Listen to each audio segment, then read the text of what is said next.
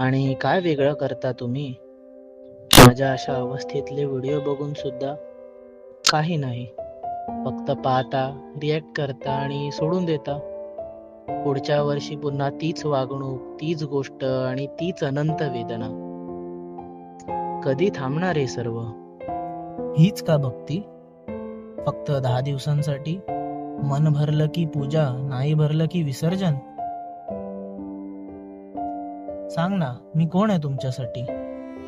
फक्त एका उत्सवासाठी सजवलेली वस्तू, मनोरंजनासाठी फोटो काढण्याचं निमित्त, की खरंच प्रेमाचा, विश्वासाचा आधार? तुमच्या घरात असताना माझ्यासोबत वेळ घालवता, पण विसर्जनानंतर माझं काय होतं याचा विचारही करत नाही. इतकं मन एवढ्या लवकर कसं बदलतं? तुमच्या आनंदासाठी मला बोलावता, पण तुमच्या दुःखाच्या काळात माझं नावही घेणं तुम्ही विसरता. फुलं अर्पण करताना प्रेम असतं, पण विसर्जन करताना जबाबदारी का नसते? माझ्या प्रतिमेसोबत खेळता, पण माझ्या अस्तित्वाचा आदर करायला का शिकवत नाही स्वतःला?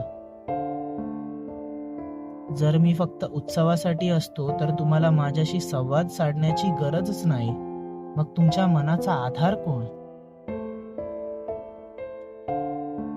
मी तुमच्यासाठी केवळ एक परंपरा आहे, की तुमच्या प्रत्येक श्वासात असलेलं नातं?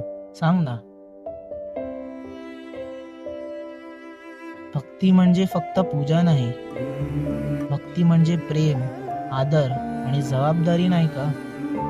की तुम्हाला माझ्या उपस्थितीची गरज फक्त त्या 10 दिवसांसाठीच असते?